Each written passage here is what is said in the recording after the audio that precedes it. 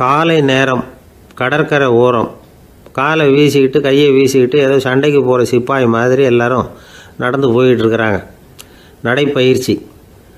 அதில் நமக்கு தெரிஞ்ச ஒருத்தர் எதிரில் வந்தார் ரொம்ப வேகமாக. என்ன சார் வாக்கிங்க அப்படின்னு கேட்டோம். அவரால் ஆமாம்னு பதில் சொல்ல முடியல, அவ்வளவு கஷ்டம். மூச்சு விடுறதுக்கே வாயை திறந்து மூடிட்டு இருக்கிறார். எங்கே பேசுறது? கொஞ்சம் நின்று நிதானித்து மூச்சு விட்டுட்டு அதுக்கப்புறம் சொன்னார் ஆமாம் அப்படின்னு. என்ன சார் இவ்வளவு வேகம்னோ? உங்கள் பேச்சை கேட்டுவிட்டு தான் சார் நடக்க ஆரம்பித்தோம். நீங்கள் தான் அடிக்கடி சொல்லிகிட்டு இருந்தீங்க நடக்கிறது நல்லதுன்னு. அன்னையிலேருந்து ஆரம்பிச்சுட்டேன். ஆனால் ரொம்ப கஷ்டமாக இருக்குது சார். இப்போ பாருங்கள், உங்கள்கிட்ட சுலபமாக பேசக்கூட முடியல, மூச்சு வாங்குது, உடம்பு கூட வலிக்கிறது மாதிரி இருக்குது அப்படின்னு அவர் பாட்டுக்கு பேச ஆரம்பிச்சிட்டார். உங்களை யார் சார் இவ்வளவு வேகமாக நடக்க சொன்னது? வேகத்தை குறைங்க, மெதுவாக நடங்க அப்படின்னோம். நீங்கள் நடக்கிறதுனால என்னென்ன சௌகரியம்னு அன்றைக்கி சொன்னீங்களே தவிர சௌகரியமாக நடக்கிறது எப்படின்னு சொல்லலையே அப்படின்னார் அவர். இன்னமும் லேசாக மூச்சு வாங்கிக்கிட்டே சொன்னால் கூட இவர் சொல்கிறதுலே ஒரு நியாயம் இருக்குது. அதனால் இந்த நடைப்பயிற்சி பண்ணுறவங்க கவனிக்க வேண்டிய சில முக்கியமான குறிப்புகள் இருக்குது. அது என்னென்னங்கிறத அவங்க தெரிஞ்சுக்கணும். அது தெரிஞ்சு வச்சுக்கிறது நல்லது. இதெல்லாம் மருத்துவ நிபுணர்கள் சொல்கிற குறிப்புகள். அவங்க என்ன சொல்கிறாங்க தெரியுமா? உங்கள் வயசு 40க்கு மேலேயா? உங்கள் எடை இருக்க வேண்டியதை விட 10 கிலோ அதிகமாக இருக்குதா? நீங்கள் புகை பிடிக்கிறவரா? இதய நோய், இரத்த நாள நோய், உயர் இரத்த அழுத்தம் இப்படி ஏதாவது உங்களுக்கு உண்டா? அப்படின்னா நீங்கள் உங்கள் இஷ்டத்துக்கு வரிஞ்சு கட்டிக்கிட்டு நடைப்பயிற்சி பண்ண ஆரம்பிச்சிடாதீங்க. முதல்ல ஒரு மருத்துவ பரிசோதனை பண்ணிக்கோங்க, அதுதான் நல்லது அப்படின்னு அவங்க சொல்கிறாங்க. நடக்கிறப்போ உடற்பயிற்சி செய்கிறப்போ மார்பு பகுதியில் அல்லது வேறு எங்கேயாவது தொடர்ந்து வலி இருந்ததுன்னா பயிற்சியை நிறுத்தி விட்டு டாக்டரை போய் பார்க்கணும். நடைப்பயிற்சி பண்ணுறப்போ உங்கள் சக்திக்கு தகுந்த மாதிரி மெதுவாக அதிக கஷ்டம் இல்லாமல் முன்னேறலாம். அங்கே என்ன போட்டியாக வைக்கிறாங்க? முந்திக்கிட்டு போய் என்ன பண்ண போகிறோம்? பரிசாக வாங்க போகிறோம். அதனால் நிதானம் அவசியம் அப்படிங்கிறது அவங்க ஆலோசனை. தொந்தரவு கொடுக்காத ஷூ, ட்ரெஸ்ஸு இதுகளை உபயோகப்படுத்துங்க.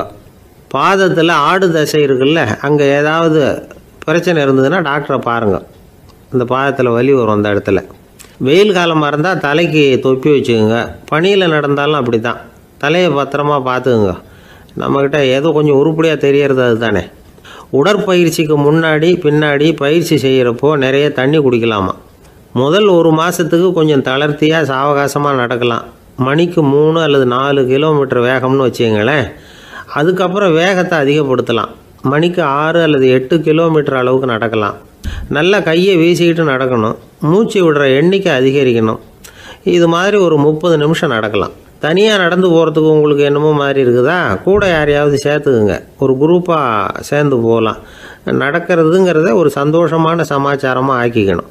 தினம் இப்படி நடக்க வேண்டி இருக்குதே அப்படின்னு புலம்பிக்கிட்டே போகக்கூடாது. சில பேர் நடக்கிறப்போ கடந்த காலத்தை அசை போட்டுக்கிட்டே போவாங்க. சில பேர் வருங்காலத்தை அசை போட்டுக்கிட்டே போவாங்க. சில பேர் முக்கியமான திட்டம்லாம் இப்படி நடக்கிறப்போ தான் தீர்மானம் பண்ணுவாங்க. நடக்கிறதுனால மன இறுக்கம் குறையுது, பரபரப்பு குறையுது, மன ஆற்றல் பெருகுது, தன்னம்பிக்கை வளருது, முதுமை தள்ளி போகுது, செயல்திறன் அதிகரிக்குது. இதை தவிர உடம்புக்கும் பல விதமான சௌகரியங்கள் ஏற்படுது. அதனால் இது வரைக்கும் நடக்க ஆரம்பிக்காதவங்க இனிமேல் இந்த குறிப்புகளை கவனத்தில் வச்சுக்கிட்டு நடக்க ஆரம்பிச்சுடலாம். சார்லஸ் லேம்ப் அப்படின்னு ஆங்கில இலக்கிய மேதை ஒருத்தர். அவர் ஒரு தரம் உடம்பு சரியில்லைன்னு டாக்டர்கிட்ட போனாராம். டாக்டர் அவரை பார்த்துட்டு, நீங்கள் தினமும் காலையில் வெறும் வயத்தில் நடக்கணும் அப்படின்னாராம். வெறும் வயத்தில் நடக்கிறதுக்கு நான் தயார், ஆனால் வயிறு கிடைக்கணுமே சார். யார் வயத்து மேலே நடக்கிறது டாக்டர் அப்படின்னு கேட்டாராம் இவர். தானத்தில் சிறந்தது எது அப்படின்னு ஒரு கேள்வியை கேட்டு, தானத்தில் சிறந்தது நிதானம் அப்படின்னு அதுக்கு ஒரு பதிலும் சொல்கிறவங்க உண்டு. நிதானம் ரொம்ப அவசியம். அதுவும் இன்றைய உலகத்துக்கு ரொம்ப அவசியம்.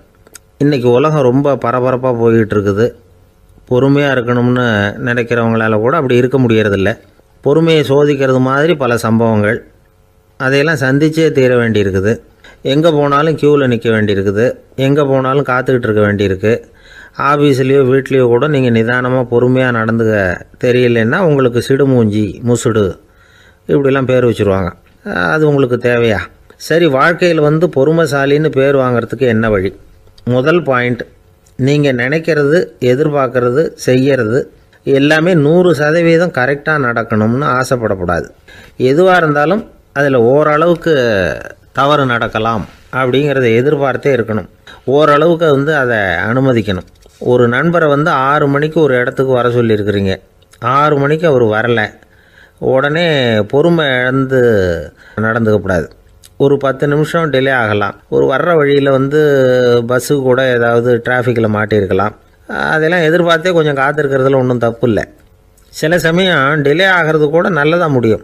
ஒரு பஸ்ஸை தவற விட்டுட்டு ஐயோ கொஞ்சம் ஒரு 2 நிமிஷம் முன்னாடி வந்திருந்தா பிடிச்சிருக்கலாமே அப்படின்னு தவிச்சிக்கிட்டு இருப்பாங்க சில பேர். அடுத்தபடியாக வர்ற பஸ்ஸு நேரடியாக நீங்கள் போக வேண்டிய இடத்துக்கே கொண்டு போய் விடுற பஸ்ஸாக கூட இருக்கலாம்.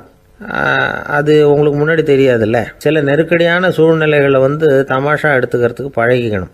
சில இடங்களுக்கு போகிறப்ப காத்திருக்கிறதுக்கு நம்ம மனசை தயார்படுத்திக்கிட்டே போகணும். ஒரு ரயிலுக்கோ பஸ்ஸுக்கோ அல்லது விமானத்துக்கோ கப்பல் பிரயாணத்துக்கோ போகிறப்போ அங்கே போய் நீங்கள் மணிக்கணக்கில் கூட காத்துக்கிட்டு தான் இருக்கணும். புறப்படுற நேரம் கூட மாறலாம். நீங்கள் போய் சேர்ந்ததும் அது உடனே புறப்படணும்னு கட்டாயமாக என்ன? அது மாதிரி சமயத்தில் படிக்கிறதுக்குன்னு சில சுவாரஸ்யமான புத்தகங்களையும் கையில் எடுத்துக்கலாம்.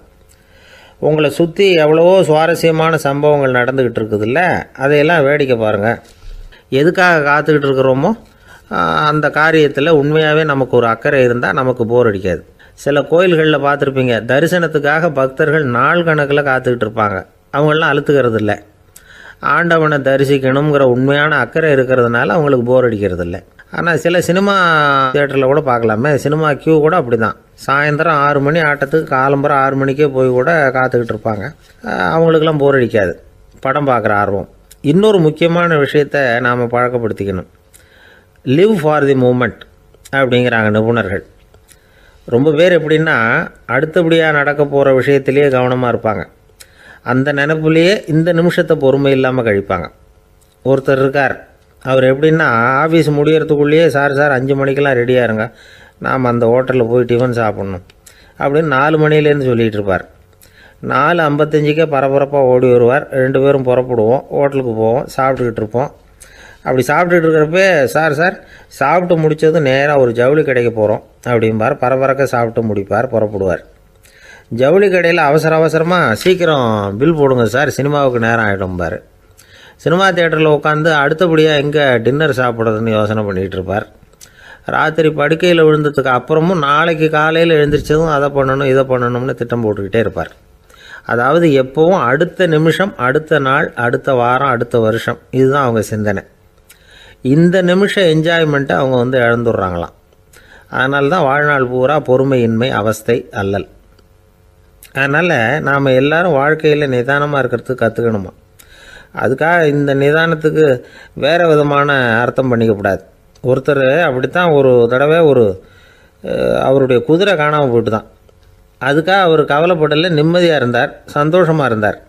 என்ன சார் இது, உங்கள் குதிரை திருட்டு போயிட்டுதுங்கிறீங்க, நீங்கள் கவலைப்படாமல் இருக்கிறீங்களே அப்படின்னு கேட்டாங்களாம். அதுக்கு அவர் சொல்லியிருக்கார், நல்ல வேலை சார், கட்டியிருந்த குதிரை காணாமல் போயிருக்குது. நான் அது மேலே உட்காந்துருக்கிற சமயம் அது காணாமல் போயிருந்ததுன்னா, திருட்டு போயிருந்ததுன்னா நானும் சேர்ந்தில் காணாமல் போயிருப்பேன் அப்படின்னாராம். எவ்வளவு நிதானமான ஆள் பாருங்கள். ஒரு ஊரில் ஒரு மன்னர் இருந்தார். ஒரு நாள் அவருடைய அரசவைக்கு ஒரு ஓவியன் வந்தான். அவன் சீனா தேசத்திலிருந்து வந்தவன், தாவோ சிந்தனையாளன். அவன் அங்கே மன்னர் முன்னாடி நிற்கிறான். யாரும் செய்ய முடியாத ஒரு காரியத்தை என்னால் செய்ய முடியும்னா. இவன் இப்படி சொன்னதை கேட்டதும் ஏற்கனவே அங்கே இருந்த அரசவை ஓவியன் ஒருத்தனுக்கு கோபம் வந்துட்டுது. இதோ பாரு, இப்படிலாம் பேசக்கூடாது, நான் வேணும்னா உன்னுடைய சவாலை ஏற்றுக்கிறேன் அப்படின்னா. நாம் 2 பேரும் ஓவியம் தீட்டுவோம், அதை பார்த்துட்டு நம்ம 2 பேரில் யார் சிறந்த ஓவியன் அப்படிங்கிறத மன்னரே தீர்மானம் செய்யட்டும், என்ன சொல்கிறேன் அப்படின்னு கேட்டான். அவனும் சரின்னு ஒத்துக்கிட்டான். போட்டி ஆரம்பமாச்சு. அரசர் அவங்களுக்கு 2 சுவர்களை ஒதுக்கி கொடுத்தார். 6 மாத காலம் அவகாசம் கொடுத்தார். 2 ஓவியர்களும் அவங்கவுங்க வேலையை ஆரம்பித்தாங்க. இரவு பகலாக வேலை செய்ய ஆரம்பிச்சுட்டாங்க. 6 மாதம் முடிஞ்சது. அரசர் பார்த்தார். முதல்ல தன்னுடைய அரசவை ஓவியர் தீட்டியிருந்த ஓவியத்தை பார்த்தார். ரொம்ப பிரமாதமாக இருந்தது, பாராட்டினார். இதோ பாரு, உன்னுடைய ஓவியம் அற்புதமாக இருக்குது, உயிரோட்டம் உள்ளதாக இருக்குது, கலையின் உச்சமே இதுதான், இதை விட சிறந்த ஒரு ஓவியத்தை வேற யாராலையும் படைக்க முடியாது அப்படின்னார். அதுக்கப்புறம் அந்த சீன ஓவியன்கிட்ட போனார். எங்கே உன்னுடைய ஓவியம்னு கேட்டார். திரைச்சீலையை விலக்கி விட்டு பாருங்கன்னா மன்னர் அந்த திரைச்சீலையை விளக்குனார். உள்ளே ஓவியம் இருக்க வேண்டிய இடம் கண்ணாடி மாதிரி தெரிஞ்சுது. அவன் அந்த 6 மாத காலமாக அந்த சுவரை தேய்ச்சி தேய்ச்சி கண்ணாடி மாதிரி ஆக்கி வச்சிருக்கிறான். அதுக்கு நேராக எதிர் சுவரில் அரசவை ஓவியம் தீட்டின ஓவியம் இருக்குது. அது எதிரில் இருந்த இந்த கண்ணாடியில் பட்டு பிரதிபலிக்குது. மன்னர் யோசனை பண்ண ஆரம்பித்தார். அப்புறம் அந்த சீன ஓவியனை பார்த்து கேட்டார், இதை பாரு, நீ என்னுடைய ஆளை தோற்கடிச்சுட்ட அப்படிங்கிறதுல சந்தேகம் இல்லை. ஆனாலும் எங்களை ஏமாத்தி இருக்கிற, எந்த ஓவியமும் நீ வரையிலையே அப்படின்னார். அரசே, இதுதான் உண்மையான ஓவியம், உயிருள்ள ஓவியம். இது மனோபாவங்களை பிரதிபலிக்கும், மாறுகின்ற காலங்களை அப்படியே காட்டும் அப்படின்னா அந்த சீன ஓவியன். கையால் வரைகிற ஓவியங்களில் சலனம் இல்லை, கண்ணாடி அப்படி கிடையாது. சக்தியின் ஓட்டம் அதில் எப்பவும் இருந்துக்கிட்டே இருக்கும். கண்ணாடி மட்டுமே ஜீவன் உள்ள ஓவியமாக இருக்க முடியுங்கிறத அந்த சீன ஓவியன் தெரிஞ்சு வச்சிருந்தான். ஏன்னா அவன் ஒரு தாவோ சிந்தனையாளன். ஒவ்வொரு குழந்தையும் இந்த கண்ணாடியோடு தான் பிறக்குது. ஆனால் நாம் என்ன செய்கிறோம்னா ஓவியங்களை கண்ணாடி மீது பதிப்பிச்சு விடுறோம். கண்ணாடி நம்மளை பிரதிபலிக்குது. நம்முடைய அழகோ அவலட்சணமோ கண்ணாடியை பாதிக்கிறது இல்லை. ஏன்னா அதுக்கு மனம் கிடையாது. கடந்து போன வினாடியை பற்றி அது சிந்திக்கிறது இல்லை. அடுத்த கணத்தை பற்றின எதிர்பார்ப்பும் அதுகிட்ட கிடையாது. அதுதான் பற்றற்ற நிலை. மனிதனுக்கு தேவைப்படுறது அதுதான். கண்ணாடி கிட்டே இருந்து நாம் கற்றுக்கொள்ள வேண்டிய பாடம் இது. வாழ்க்கையில் மனிதர்களை நேசிக்கலாம், உலகின் அழகையெல்லாம் பிரதிபலிக்கலாம், ஆனால் எதையும் பற்றி கொண்டு விடக்கூடாது அப்படிங்கிறது பெரியவர்கள் அறிவுரை. துயரம்ங்கிறது பற்றுக்களின் சாயை. கண்ணாடி முன்னாடி நிற்கிறப்போவெல்லாம் நமக்கு இந்த ஞாபகம் வரணுமா. ஒரு குடும்பத் தலைவர் ஒரு நாள் காலையில் விடிஞ்சு எழுந்திரிச்சதும் சத்தம் போட்டார். யார் இந்த கருங்குரங்கு படத்தை என் ரூமில் கொண்டாந்து மாட்டி வச்சது அப்படின்னு கத்தினார். சமையல் கட்டிலிருந்து மனைவி பதில் சொன்னாங்க, தூக்க கலக்கத்தில் உளராதுங்க, நல்லா பாருங்க, அது படம் கிடையாது, முகம் பார்க்குற கண்ணாடி அப்படின்னாங்க. ஒரு பள்ளிக்கூடம் வகுப்பு நடந்துக்கிட்டு இருக்கு. ஆசிரியர் பாடம் நடத்திக்கிட்டு இருக்கிறார். நடத்தி முடித்த உடனே கேட்டார், மாணவர்களே, இதுவரைக்கும் நான் நடத்தின பாடத்தில் உங்களுக்கு ஏதாவது சந்தேகம் இருக்கா அப்படின்னு கேட்டார். அப்புறம் ஒவ்வொருத்தராக கேட்டார். ஒரு மாணவன் எழுந்திரிச்சான். சார், எனக்கு சந்தேகம் எதுவுமே இல்லைன்னா. ஏன்னு கேட்டார். ஏன்னா எனக்கு நீங்கள் நடத்தின பாடம் தெளிவாக புரிஞ்சுட்டுது, அதனால் சந்தேகம் வரலன்னா. இன்னொரு மாணவன் எழுந்திரிச்சான். சார், எனக்கும் சந்தேகம் எதுவும் இல்லைன்னா. ஏண்டான்னு கேட்டார். ஏன்னா எனக்கு நீங்கள் நடத்தின பாடம் எதுவுமே புரியல, அதனால் சந்தேகம் வரல அப்படின்னா. இந்த இடத்துல நாம் கொஞ்சம் சிந்திச்சு பார்க்கணும். இந்த உலகத்தில் எல்லாம் புரிஞ்ச ஒருத்தனுக்கும் சந்தேகம் வராது, எதுவுமே புரியாத ஒருத்தனுக்கும் சந்தேகம் வராது. அறகுறையாக புரிஞ்சுக்கிட்டவன் இருக்கான் பாருங்க, அவனுக்கு தான் அடிக்கடி சந்தேகம் வரும். ஆக மாணவர்களை இந்த 3 வகையாக பிரிக்கலாம். அதே மாதிரி தான் மனிதர்களையும் 3 வகையாக பிரிக்கிறாங்க ஆன்மீகவாதிகள். ஒரு ஆன்மீக பெரியவர் என்ன சொல்றார் தெரியுமா? இந்த உலகத்தில் 3 வகையான மனிதர்கள் இருக்கிறாங்களாம். முதல் வகை எப்படி தெரியுமா? இவங்களுக்கு எதையும் தெரிஞ்சுக்கணுங்கிற அவசியமே கிடையாது. ஏன்னா அவங்களுக்கு எல்லாமும் தெரியும். இவங்க ஞானத்தின் முழு வடிவாக இருக்கிற காரணத்தினால அவங்களுக்கு எந்த சந்தேகமும் இல்லை, எந்த கேள்விகளும் கிடையாது. இந்த நிலையில் இருக்கிறவன் கிருஷ்ணன். எல்லாத்துக்கும் விட தெரிஞ்சுக்கிட்ட நிலையில் அவன் விடையாக மாறிவிட்டான் அப்படின்னு சொல்லுவாங்க. 2வது நிலையில் இருக்கிறவன் அர்ஜுனன். இவனுக்கு எப்போ பார்த்தாலும் கேள்விதான், சந்தேகம்தான். பதில் சொல்ல சொல்ல அவனுக்கு இருக்கிற சந்தேகமும் அதிகமாகிக்கிட்டே இருக்கும், குறையவே குறையாது. அர்ஜுனன் மாதிரி உள்ளவங்க எப்பவும் கேள்வி கேட்டுக்கிட்டே இருப்பாங்க. ஒரு கேள்விக்கு விடை கிடைச்சுட்டுன்னு வைங்க, உடனே இன்னொரு கேள்வி அவங்ககிட்ட இருந்து வரும். கிருஷ்ணனுடைய நிலை எப்படின்னா அது கேள்விகளே அற்ற ஒரு நிலை. அர்ஜுனனுடைய நிலை எப்படின்னா அது கேள்விகளை தவிர வேறு எதுவும் அற்ற ஒரு நிலை. இவங்களை தவிர இன்னொரு ஆள் இருக்கிறான், அவனுக்கும் கேள்விகள் அற்ற ஒரு நிலை தான். அவன் யாருன்னா துரியோதனன். இவனுக்கு தெரிஞ்சுக்கணுங்கிற எண்ணமே சுத்தமாக கிடையாது. ஆவலே இல்லைங்கிறதுனால அதை புரிஞ்சுக்கணுங்கிற அவசியமும் இல்லை. அதனால் அவனுக்கு கேள்விகள் அற்ற ஒரு நிலையில் அவன் இருந்துக்கிட்டு இருக்கிறான். எல்லா பதிலும் தெரிந்து கொண்ட நிலையில் கிருஷ்ணனும் கேள்விகள் அற்ற நிலையில் இருக்கிறான். தெரிஞ்சுக்கணுங்கிற ஆவலே இல்லாத துரியோதனனும் கேள்விகள் அற்ற நிலையிலே இருக்கிறான். இப்படியும் இல்லாமல் அப்படியும் இல்லாமல் 2ம் கெட்டான் நிலையில் இருக்கிறானே, அவன் தான் அர்ஜுனன். அதனால் பெரியவங்கள்லாம் என்ன சொல்கிறாங்கன்னா, இந்த உலகத்தில் அர்ஜுனன்களாக இருக்கிறவங்க ஒன்று துரியோதனனாக மாறிடணும், இல்லைன்னா கிருஷ்ணனாக மாறிடணும். இதை தவிர வேற வாய்ப்பு இல்லை. துரியோதனன் மாதிரி உள்ளது விலங்கு நிலை, கிருஷ்ணன் மாதிரி உள்ளது தெய்வ நிலை. அர்ஜுனன் விலங்காவும் ஆக முடியல, தெய்வமாகவும் ஆக முடியல.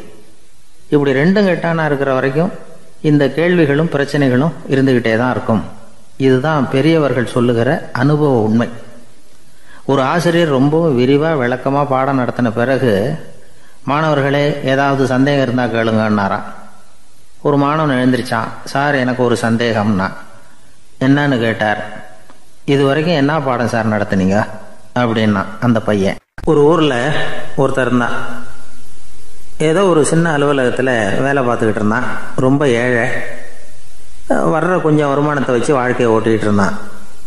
ஒரு நாள் தெரு வழியாக அவன் நடந்து வந்துக்கிட்டு இருக்கிறான். தெருவில் ஒரு காசு கிடந்தது. அதை பார்த்துட்டான். அது குனிஞ்சு எடுத்தான். அது ஒரு பழங்கால காசு. அந்த காசு நடுவில் ஒரு துளை இருந்தது. அதாவது துளையிட்ட நாணயம். பழங்காலத்தில் புழக்கத்தில் இருந்த ஒரு நாணயம் அது.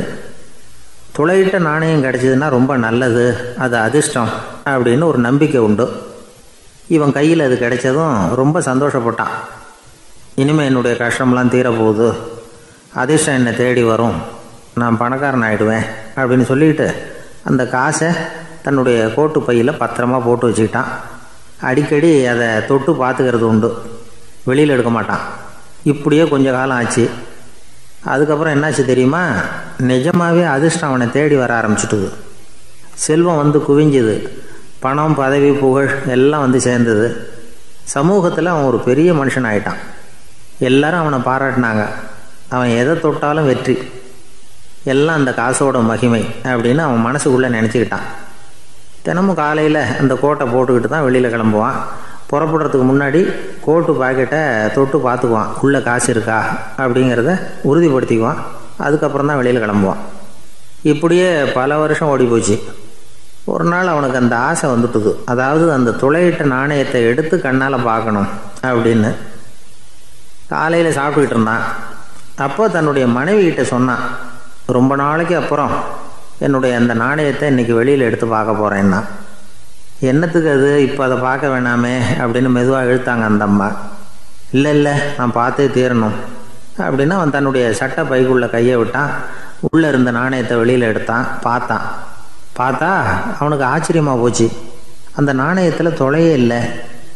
என்ன ஆச்சு அப்படின்னு சொல்லி அவன் ரொம்ப குழம்பி போயிட்டான். இப்போ அந்த அம்மா சொன்னாங்க, நான் தான் ஒரு நாள் உங்கள் கோட்டு ரொம்பவும் தூசியாக இருக்கேன்னு சொல்லி அதை ஜன்னலுக்கு வெளியில் உதறினேன்.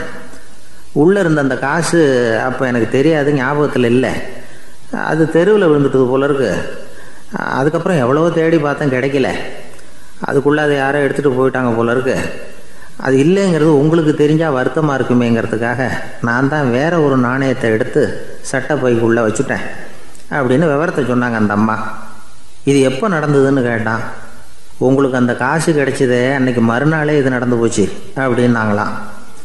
இதை கொஞ்சம் யோசனை பண்ணி பாருங்க.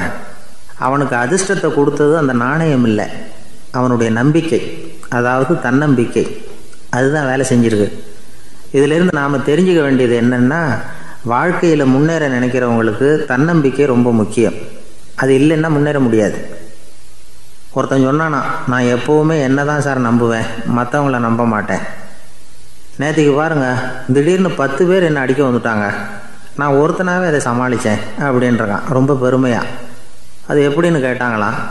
ஒரே ஓட்டமாக அங்கேருந்து ஓடி வந்துட்டேன் அப்படின்னு நானா. வாழ்க்கையில் ரொம்பவும் அடிபட்டு அல்லல் போட்டுக்கிட்டு இருக்கிற ஒருத்தர் வந்தார். மனசு ரொம்பவும் நொந்து போய் பேசினார். இந்த உலகத்தில் மனுஷனாக பிறந்ததை விட மாடாக பிறந்திருக்கலாம் சார் அப்படின்னார். திடீர்னு என்கிட்ட இப்படி சொன்னால் அதுக்கு நான் என்னங்க பண்ண முடியும் அப்படின்னேன். உங்ககிட்ட வரணும்னு தோணுச்சு, அதனால் வந்தேன் அப்படின்னார். சரிங்க, இப்படி ஒரு யோசனை வந்ததுக்கு என்ன காரணம் அப்படின்னு சொல்லி அவர்கிட்ட கேட்டேன். அதுக்கு அவர் சொன்னார், என் பையனுக்கு வேலை தேடுறேன் கிடைக்கல, பொண்ணுக்கு மாப்பிள்ளை தேடுறேன் கிடைக்கல, வீடு கட்டுறதுக்கு கடன் கேட்குறேன் கிடைக்கல, மாடாக பிறந்திருந்தா இது மாதிரி கவலையெல்லாம் கிடையாதுல்ல, பேசாமல் வைக்கோலை தின்னுக்கிட்டு அசை போட்டுக்கிட்டே கடந்து விடலாமே அப்படின்னார் அலட்சியமாக. அதுக்கப்புறம் தான் அவர் சொன்ன கருத்தை நானும் கொஞ்சம் அசைப்போட ஆரம்பித்தேன் மனசுக்குள்ளே. இப்போது இயற்கையை பொறுத்த வரைக்கும் அது நாம் எல்லாரும் மகிழ்ச்சியாக வாழணும் அப்படின்னு தான் விரும்புது. விலங்குகள், பறவைகள், தாவரங்கள், அப்புறம் மற்ற உயிரினங்கள் எல்லாமும் நல்லபடியாக இருக்கணும் அப்படிங்கிறது தான் இயற்கையோட விருப்பம். அதில் ஒன்றும் சந்தேகம் இல்லை. இயற்கையோட அமைப்பை கொஞ்சம் கவனித்து பார்த்தா அதை நாம் நல்லா புரிஞ்சுக்கலாம். இருந்தாலும் இந்த ஆள் சொன்னதை கேட்ட பிறகு தான் ஒரு முக்கியமான வேறுபாடு புரிஞ்சுது. அதாவது இந்த உலகத்தில் உள்ள முக்கியமான பிரச்சனைகள் 6. அந்த 6 பிரச்சனைகளும் ஆடு மாடுகளுக்கு கிடையாது, மரம் செடி கொடிகளுக்கு கிடையாது. ஆனால் மனுஷன் அந்த 6 பிரச்சனைகளையும் சந்திக்க வேண்டியிருக்கு. சரி, அந்த 6 பிரச்சனைகள் என்னென்ன தெரியுமா? முதல்ல இந்த ஆடு மாடுலாம் நமக்குன்னு சொந்தமாக ஒரு வீடு இல்லையே அப்படின்னு கவலைப்பட்டுக்கிட்டு இருக்கிறதில்ல. ஆனால் மனிதனுக்கு வீடு தேவைப்படுது. இது ஒரு வித்தியாசம். இப்போ 2வது பிரச்சனை என்னென்னா ஆடை பிரச்சனை. ஒரு கோழியோ சேவலோ நாம் போட்டுக்கிறதுக்கு ஒரு சட்டை இல்லையே அப்படின்னு கவலைப்படுறதில்ல. ஆனால் மனுஷனுக்கு அந்த கவலை உண்டு. சரி, இப்போ 3வது என்னன்னு பார்த்தா கல்வி பிரச்சனை. ஒரு பசுமாடு கவலையோடு நின்றுக்கிட்டு இருக்கு அப்படின்னு வச்சுக்குவோம். நீங்கள் அதுக்கிட்ட போய் ஏன் பசுமாடை கவலையோடு நின்றுக்கிட்டு இருக்கிற அப்படின்னு கேட்குறீங்க. என் கண்ணுக்குட்டிக்கு எல்கேஜியில் இடம் கிடைக்கல, டொனேஷன் கொடுக்கறதுக்கு கையில் பணமும் கிடையாது, சிபாரிசுக்கு யாரை பிடிக்கிறதுன்னு தெரியல, இப்படியா சொல்லிகிட்டு இருக்கோம். அதுக்கு அந்த கவலையெல்லாம் கிடையாது. ஆனால் மனிதனுக்கு அந்த கவலை உண்டு. 4வது என்னன்னு பார்த்தீங்கன்னா வேலைவாய்ப்பு பிரச்சனை. வேலை கிடைக்கலையே அப்படின்னு வேப்ப மரம் கவலைப்படுறதில்ல, ஆனால் மனுஷன் கவலைப்படுறான். 5வது என்னன்னு பார்த்தா கல்யாண பிரச்சனை. எருமை மாடு பசுமாடு எல்லாம் பொண்ணுக்கு மாப்பிள்ளை தேடிட்டாலே இது பேப்பரில் மணமகன் தேவை அப்படின்னு விளம்பரமாக கொடுக்குது, அதெல்லாம் கிடையாது. 6வது என்னன்னு பார்த்தீங்கன்னா பணம் சம்பந்தமான பிரச்சனை. ஆடு மாடுலாம் பணத்தை சேமிக்கணும்னோ ஏதாவது நிதி நிறுவனத்தில் முதலீடு பண்ணணும்னோ நினச்சிக்கிட்டு இருக்கிறதில்ல. பணத்தை எப்படி காப்பாற்றுறது அப்படிங்கிற கவலையும் அதுகளுக்கு கிடையாது. குதிரை குளம்போடு பிறக்குது, அதனால் அது காடு மேடெல்லாம் கவலை இல்லாமல் தெரியலாம். ஆடு உடம்பில் ரோமத்தோடு பிறக்குது, அதனால் அது குளிரை பற்றி கவலைப்பட வேண்டிய அவசியம் இல்லை. ஆனால் மனுஷனை பார்த்திங்கன்னா அவன் தான் ஒன்றும் இல்லாமல் பிறக்கிறான். ஏன் இந்த பாகுபாடு அப்படின்னு கேட்டால் இதை பற்றி கொஞ்சம் சிந்திச்சு பார்க்கணும். அதாவது இந்த சந்தேகத்தை ஒரு பெரியவர்கிட்டையும் கேட்டேன். அவர் சொன்னார் இதுக்கு பதில். அவர் இதே கேள்வியை இயற்கை கிட்ட கேட்டாராம். இயற்கை பதில் சொல்லிச்சான். வேறு யாருக்கும் கொடுக்காத ஒரு வலுவான கருவியை, ஒரு பவர்ஃபுல் வெப்பன் மனுஷனுக்கு கொடுத்துருக்குறேன்னு, அந்த கருவியை உபயோகப்படுத்தி அந்த 6 பிரச்சனையை மட்டும் இல்லை 6 கோடி பிரச்சனைகள் இருந்தாலும் அதையெல்லாம் சமாளிக்கலாம். அது கருவி என்ன தெரியுமா? அதுதான் 6வது அறிவு. அதை உபயோகப்படுத்தினா காலுக்கு செருப்பு தயார் பண்ணிக்கலாம், குளிருக்கு போர்வை தயார் பண்ணிக்கலாம், என்ன வேணும்னாலும் செய்யலாம் அப்படின்னு இயற்கை பதில் சொல்லிச்சான். அதனால் நாம் செய்ய வேண்டியது என்னென்னா இயற்கையை முதல்ல சரியாக புரிஞ்சுக்கணும். இயற்கையின் படைப்பையே நாம் சரியாக புரிஞ்சுக்கிறது இல்லையே, அதுதான் வேதனை. இந்த கதையை கேளுங்க. இப்போ நகரத்திலேருந்து ஒரு ஆள் கிராமத்துக்கு வந்தான். அங்கே ஒரு சிறுவன் மாடு மேய்ச்சிக்கிட்டு இருந்தான். நகரத்து ஆள் சொன்னான், எவ்வளோ அழகான பசு, அது சரி இதுக்கெல்லாம் ஏன் கொம்பு இல்லைன்னா. இதுக்கு அந்த பையன் பதில் சொன்னான், பசுமாட்டுக்கு கொம்பு இல்லாததுக்கு பல காரணங்கள் உண்டு. கண்ணுக்குட்டியாக இருந்தால் கொம்பு இருக்காது, பசு வளர்ந்து பெருசானதுக்கு அப்புறம் தான் கொம்பு முளைக்கும், இது ஒரு காரணம். சில சமயம் வளர்கிற கொம்பை எடுத்து விடுறது உண்டு, அது ஒரு காரணம். ஆனால் இதுக்கு ஏன் கொம்பு இல்லைன்னு கேட்குறீங்க. அதுக்கு என்ன காரணம்னா இது பசு இல்லை குதிரை அப்படின்னானா. கத்தியை தீட்டாதே புத்தியை தீட்டு அப்படின்னு ஒரு பெரியவர் புத்தி சொன்னார். அதை கேட்ட ஒரு இளைஞன், அது எப்படி பெரியவரை புத்தியை தீட்டுறது? கத்தியை தீட்டுன்னு சொன்னால் ஒரு கருங்கல்லில் கத்தியை தேய்க்கலாம், புத்தியை தீட்டுன்னு சொன்னால் எப்படி தலையை கொண்டுட்டு போய் தரையில் தேய்ச்சிக்கிட்டு இருக்க முடியுமா அப்படின்னா. அந்த பெரியவர் உடனே புரிஞ்சுக்கிட்டார், இந்த இளைஞனுக்கு புத்தி கூர்மை கம்மி அப்படிங்கிறத புரிஞ்சுக்கிட்டார். அது சரி, அறிவுக்கும் புத்திசாலித்தனத்துக்கும் என்ன வித்தியாசம்? இது ஒரு முக்கியமான கேள்வி. அறிவுன்னா என்ன, புத்திசாலித்தனம்னா என்ன? இதே கேள்வியை சாக்ரட்டிஸ் கிட்ட அவருடைய சீடன் ஒருத்தன் கேட்டானான். ஐயா, அறிவுக்கும் புத்திசாலித்தனத்துக்கும் என்னங்க வித்தியாசம் அப்படின்னு கேட்டிருக்கான். சாக்ரட்டிஸ் நிமிர்ந்து பார்த்துருக்கிறார் அந்த சீடனை. அதுக்கப்புறம் சொன்னாராம், நான் சொல்கிறேன் உன்னுடைய கேள்விக்கு பதில், ஆனால் அதுக்கு முன்னாடி நீ ஒரு காரியம் பண்ணணும்னாரான். என்னங்க செய்யணும் சொல்லுங்கன்றிருக்கான். அதோ பாரு ஒரு பெரியவர் உட்காந்துருக்கிறாரு, அவர்கிட்ட போ, இங்கேருந்து பக்கத்தில் இருக்கிற அந்த கிராமத்துக்கு போய் சேர எவ்வளவு நேரம் ஆகும் அப்படின்னு கேட்டுட்டு வா அப்படி சொன்னார் சாக்ரட்டிஸ். சரின்னு சொல்லிவிட்டு இவன் போனான். அந்த பெரியவர் முன்னாடி போய் நின்னான். ஏங்க பெரியவரை, இங்கேருந்து அதோ தெரியுத அந்த கிராமத்துக்கு போய் சேர்றதுக்கு எவ்வளோ நேரம் ஆகும் அப்படின்னு கேட்டான். பெரியவர் நிமிர்ந்து பார்த்தார். ஆனால் பதில் எதுவும் சொல்லலை. இவன் மறுபடியும் ஒரு தடவை அதே கேள்வியை அவர்கிட்ட கேட்டான். என்னங்க, நான் கேட்குறது உங்கள் காதில் விழுதா? அந்த கிராமத்துக்கு போய் சேர்றதுக்கு எவ்வளோ நேரம் ஆகும் அப்படின்னு சொல்லி மறுபடியும் கேட்டான். அப்பவும் அவர் பதில் சொல்லலை. உடனே அவன் மனசுக்குள்ளே முடிவு பண்ணிக்கிட்டான். சரி, பெரியவர் ஒரு மாதிரியாக தெரிகிறார், புத்தி சுவாதீனம் சரியில்லாத ஒரு மாதிரி தெரியுது அப்படின்னு நினச்சிக்கிட்டே வந்த வழியிலே திரும்பி வந்துட்டான். கொஞ்சம் தூரம் நடந்திருப்பான். இப்போ அந்த பெரியவர் மறுபடியும் கூப்பிட்டார். இளைஞனே இப்படி வாடினார். இவனுக்கு ஒன்றும் புரியல. மறுபடியும் திரும்பி நடந்தான். அவர் முன்னாடி போய் நின்னான். பெரியவர் சொன்னார், தம்பி, இங்கேருந்து அந்த கிராமத்துக்கு போய் சேர்றதுக்கு 5 நிமிஷம் ஆகும் அப்படின்னார். இப்போ அந்த இளைஞன் அந்த முதியவரை ஒரு மாதிரியாக பார்க்க ஆரம்பித்தான். அதுக்கப்புறம் கொஞ்சம் யோசித்தான். பிறகு அவர்கிட்டே கேட்டுட்டான், ஏங்க பெரியவரை, இதே பதிலை அப்போவே என்கிட்ட சொல்லியிருக்கலாமே, என்னை திரும்பி போன்னு சொல்லிவிட்டு பாதி தூரம் போனதுக்கப்புறம் மறுபடியும் கூப்பிட்டு அதுக்கப்புறம் இப்படி சொல்கிறீங்களே, இது நியாயமா அப்படின்னா. பெரியவர் சிரித்தார். அதுக்கப்புறம் சொன்னார், ஏன்பா, நீ எவ்வளவு வேகமாக நடக்கிறேங்கிறத பார்க்காம நீ கிராமத்துக்கு போய் சேர வேண்டிய நேரத்தை எப்படி என்னால் சொல்ல முடியும்? அதனால தான் உன்னை கொஞ்சம் தூரம் நடக்க விட்டு உன்னுடைய நடையின் வேகம், அந்த கிராமம் இருக்கிற தூரம் ரெண்டையும் கணக்கு போட்டு அதுக்கப்புறம் நேரத்தை சொன்னேன்னார். சீடன் வந்து தலை குனிந்தான். அப்படியே திரும்பி வந்து சாக்ரட்டிஸ் முன்னாடி நின்னான். சாக்ரட்டிஸ் இப்போ சொல்கிறார், தம்பி, அதுக்கு பேர் தான் புத்திசாலித்தனம். இந்த அறிவு கூர்மை வந்து எல்லா இளைஞர்களுக்கும் வரணும் அப்படிங்கிறதுக்காகத்தான் கத்தியை தீட்டாத புத்தியை தீட்டு அப்படின்னு பெரியவங்கள்லாம் சொல்லிகிட்டு இருக்கிறாங்க. புத்தியை தீட்டுறவங்கெல்லாம் வாழ்க்கையில் அறிவாளியாகிறாங்க, தீட்டாதவங்க கோமாளியாகிறாங்க. இதுதான் இன்றைக்கி நடக்கிறது. அதனால் அறிவு கூர்மைங்கிறது வேற. இந்த காலத்து ஆசாமி ஒருத்தர் இன்னொருத்தரை பார்த்து கேட்டார், ஏங்க, ஒரு விமானம் இங்கேருந்து புறப்பட்டு 2 மணி நேரத்தில் மதுரைக்கு போய் சேருது. நல்லா கவனிங்க, ஒரு விமானம் இங்கேருந்து புறப்பட்டு 2 மணி நேரத்தில் மதுரைக்கு போய் சேருது அப்படின்னா என்னோடய வயசு என்னன்னு கேட்டார். இவர் கேட்குறதுல ஏதாவது அர்த்தம் இருக்கா? அதாவது இங்கேருந்து புறப்பட்டு 2 மணி நேரம் ஆகுது மதுரைக்கு போகிறதுக்கு, அப்படின்னா என் வயசு என்னன்னு கேட்குறாரு. இதை கேட்ட உடனே அவர் பதில் சொன்னார், அப்படின்னா உங்களோட வயசு 20 அப்படின்னார். எப்படிங்க அவ்வளவு கரெக்டாக சொன்னீங்க அப்படின்னு கேட்டார். வேறு ஒன்றும் இல்லை, எங்கள் பக்கத்து வீட்டில் ஒரு முழு பைத்தியம் இருக்குது, அதோட வயசு 40, அப்படின்னா உன் வயசு 20 தான் இருக்கணும் அப்படின்னார். அரை பைத்தியம்னு முடிவு பண்ணிக்கிட்டார். அதனால் வாழ்க்கையில் அறிவு கூர்மைங்கிறது ரொம்ப அவசியம். அந்த புத்திசாலித்தனம் இருக்கிறவங்க வாழ்க்கையில் வெற்றி பெறுவது நிச்சயம். ஒரே ஒரு ஊரில் ஒரு ராஜா இருந்தார். அவர் பேரில் மக்களுக்கு ரொம்ப மரியாதை. அவ்வளவு நல்லா ஆட்சி புரிஞ்சுக்கிட்டு வந்தார். அவருக்கு வயசாயிட்டுது.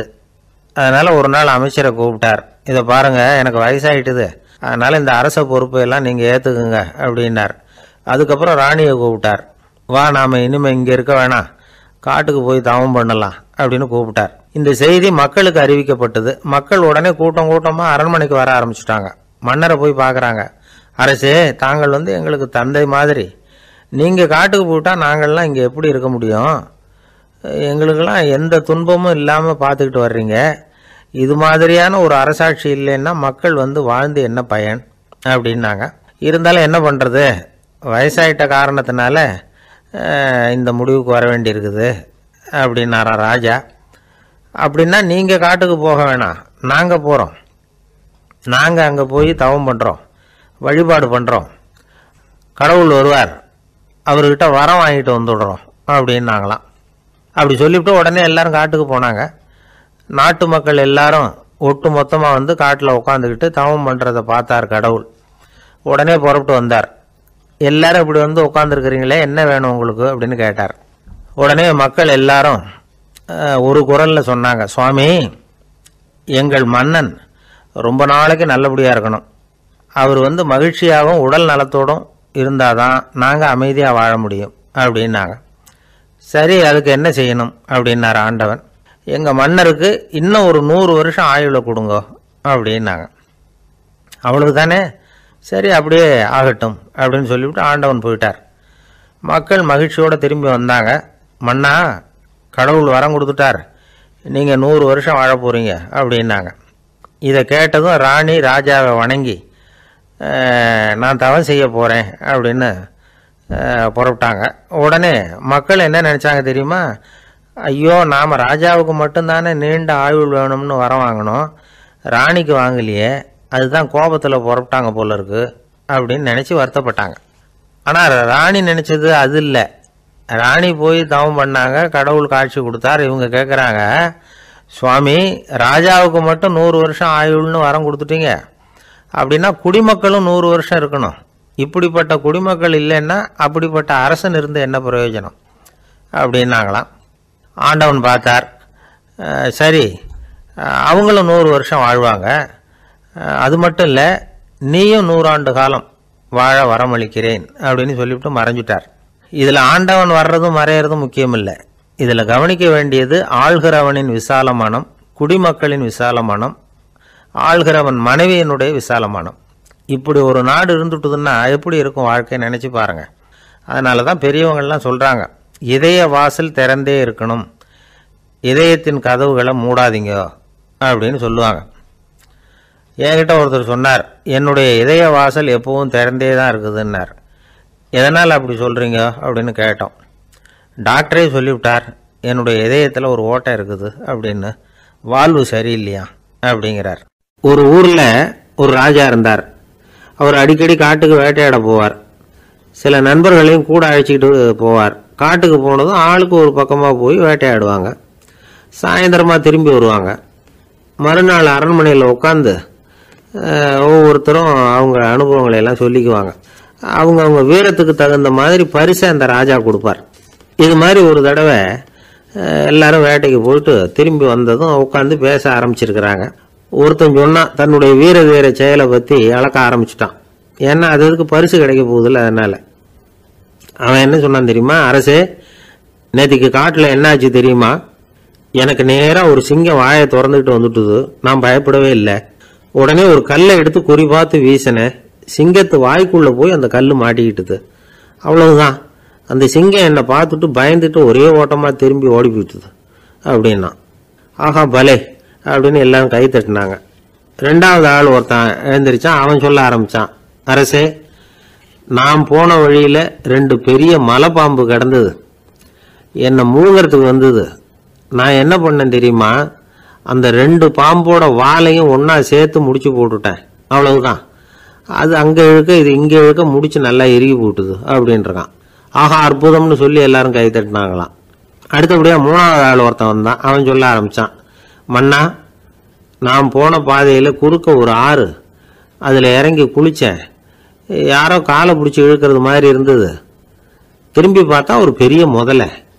நான் உடனே அப்படியே ஒரு துள்ளல் துள்ளி அது முதுகில் போய் உக்காந்துக்கிட்டேன். அதை அப்படியே கரைக்கு நீந்த வச்சேன். கரைக்கு வந்து சேர்ந்ததும் அப்படியே ஒரே துள்ளி குதித்து கரைக்கு வந்துட்டேன் அப்படின்றான். அவன் தன்னுடைய வீரத்தை அப்படி சொல்லியிருக்கான். அடடா எப்பேற்பட்ட வீரம் அப்படின்னு எல்லாரும் கை தட்டினாங்களாம். 4வது ஆள் எழுந்திரிச்சான். மன்னா, நான் போன இடத்துல ஒரு கரடி வந்து என்னை துரத்த ஆரம்பிச்சுட்டுது. நான் ஒரு மலை உச்சிக்கு வந்துட்டேன். அதுக்கப்புறம் ஒரு அடி எடுத்து வச்சாலும் அதில் பாதாளத்தில் விழ வேண்டியது தான்.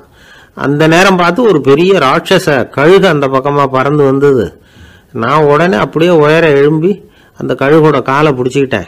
அப்படியே தொங்கிக்கிட்டே வந்தேன். ஒரு நல்ல இடம் வந்ததும் தொப்புன்னு கீழே குதிச்சு நடந்து வந்துட்டேன். இதுக்கும் எல்லாரும் கை தட்டுறாங்க. கடைசியாக ஒரு ஆள் எழுந்திரிச்சான். அரசே, நான் வந்து போன வழியில் ஒரு பெரிய யானை குறுக்க வந்தது. பயங்கரமாக சத்தம் போட்டுக்கிட்டே வந்தது. நான் பயந்து ஓடலை. உடனே என்ன பண்ணேன் தெரியுமா?